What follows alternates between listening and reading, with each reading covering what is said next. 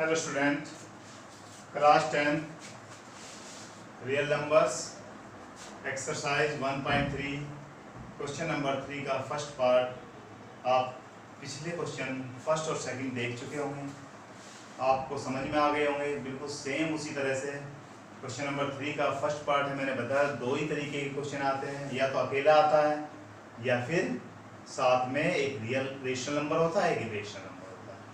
दोनों मेथड से जो भी क्वेश्चन आता है सारे ही उसी तरीके से करने हैं। पहले वाला पहले मेथड से, दूसरे वाला दूसरे मेथड से। अब इसमें क्वेश्चन आता है prove that 1/√2 is an irrational. Exercise 1.3 question number 3 का फर्स्ट है। अब बेटा पहले वाले क्वेश्चन में आपने बिल्कुल समझ लिया होगा, फिर मैं दोबारा से इसी क्वेश्चन करता हूँ। बिल्कुल सेम जैसे कि वहाँ यहाँ 1/√2 है, वहाँ आपका केवल नंबर क्या था, √5। अब हम इसे देखते हैं कैसे होता है। इसे यहाँ से हटा देते हैं। अब हम लेट कर लेते हैं। लेट क्या लेट करते हैं, लेट अस एज्यूम,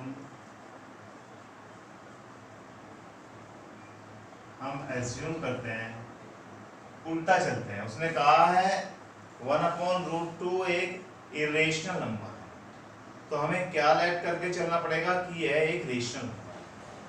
जब हम इसे शुरू में रेशनल मानेंगे तो बाद में इस बात को प्रूव करना पड़ेगा हमारी बात गलत थी, और जब गलत बात थी तो हम प्रूव हो जाएगा कि यह एक वास्तव में यह एक इरेशनल नंबर है। तो लेट अस एज्यूम कर लें, क्या एज्यूम कर लें कि 1/√2 इज रेशनल, यह एक रेशनल नंबर। रेशनल नंबर क्या नंबर है भाई, ये रेशनल। जब हमने इसको रेशनल नंबर माना है तो इसे हमें P/Q को इसके बराबर या A/B को मानना पड़ेगा।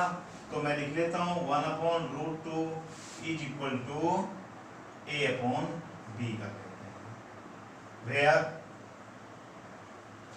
क्या है भाई, where A and B are coprime. बिल्कुल सेम वही लिखना है जो वहां पर लिखा हमने पहले question. A and B are coprime, दोनों के दोनों कैसे हैं, कोप्राइम है। कोप्राइम का मतलब है कि A और B का कोई भी 1 के अलावा कॉमन फैक्टर नहीं होगा। तो हमारे पास A एंड B क्या है भाई, coprime, and B is not equal to 0। यहाँ तक का हो गया। वैसे ही उसमें करा था, वहां पे √5 लिया था, यहाँ पे 1/√2 लिया। अभी मैं वहां पे क्या कह रहा, स्क्वायरिंग ऑन बोथ साइड। यहाँ पर भी वही कर देते हैं, स्क्वायरिंग ऑन बोथ साइड। दोनों साइड से हमें स्क्वायरिंग कर देंगे। जब स्क्वायरिंग करेंगे तो बेटा यहाँ पर क्या आएगा, 1/√2 का स्क्वायर 1/2 आ जाएगा, और यहाँ पर A²/B²। आगे यहाँ तक का।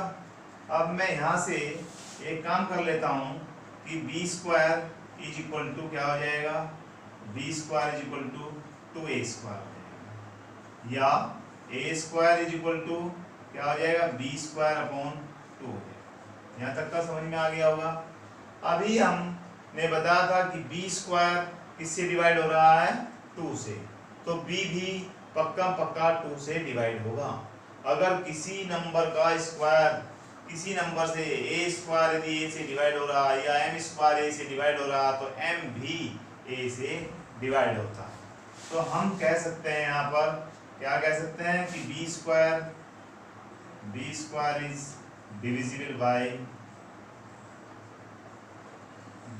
बाय 2। आल्सो आपकी थ्योरम 1.3 आल्सो क्या कहती है कि अगर B² 2 से डिवाइड हो रहा है तो आल्सो B इज डिविजिबल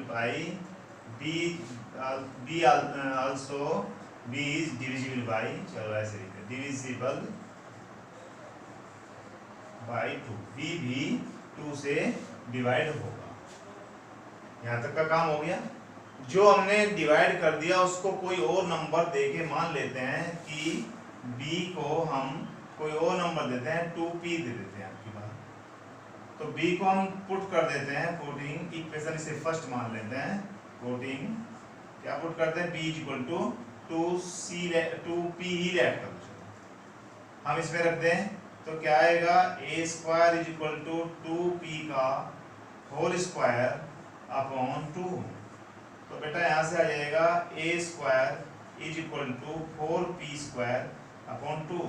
2 से इसे काट दें तो यहाँ आ जाएगा p square is equal to a square upon 2। यानी कि मैं थोड़ा सा यहाँ से यहाँ लिख देता, यानी कि p square is equal to क्या आ जाएगा ए स्क्वायर अपॉन 2 आ जाएगा।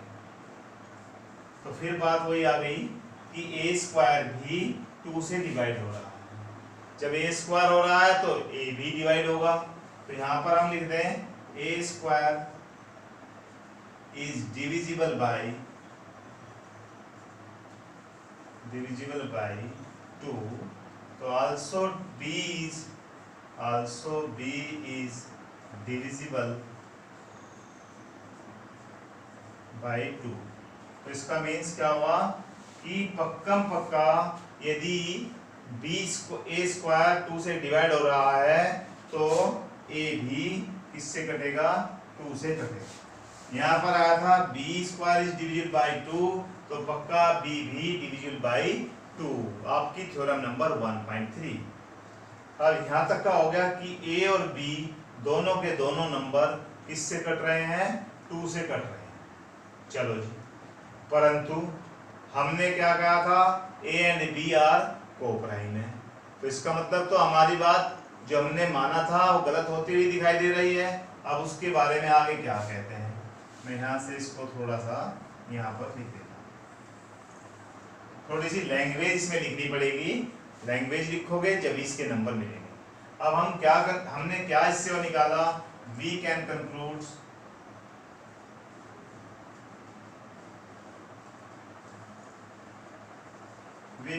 क्या कंक्लूड निकाला दैट 2 is common factor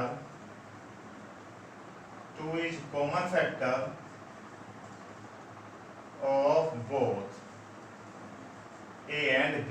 किसका है, बोथ a and b, यानी a का भी और b का भी। हमने क्या कंक्लूजन निकाला, कंक्लूजन में क्या निर्णय लिया हमने कि भाई ये तो 2 तो कॉमन फैक्टर है a और b दोनों। जब यह कॉमन फैक्टर है दोनों का तो इसका मतलब जो हमने आवर एजम्पशन जो था, आवर एजम्पशन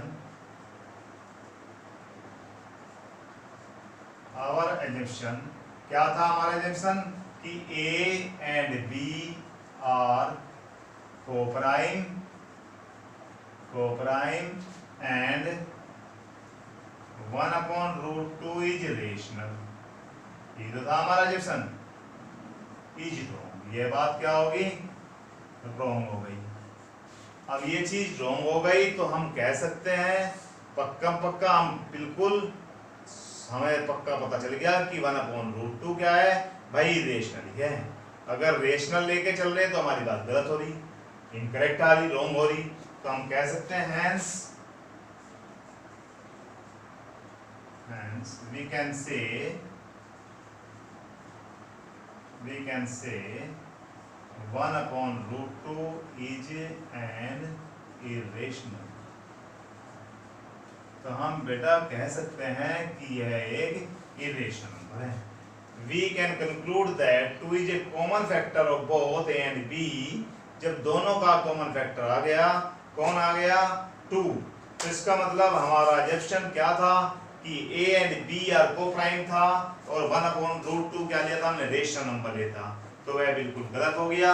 जब ये गलत हो गया तो hence we can say 1/√2 is irrational number. ये हमारा क्वेश्चन कंप्लीट हो गया। क्वेश्चन नंबर 3 का first part, exercise 1.3 class 10 real numbers.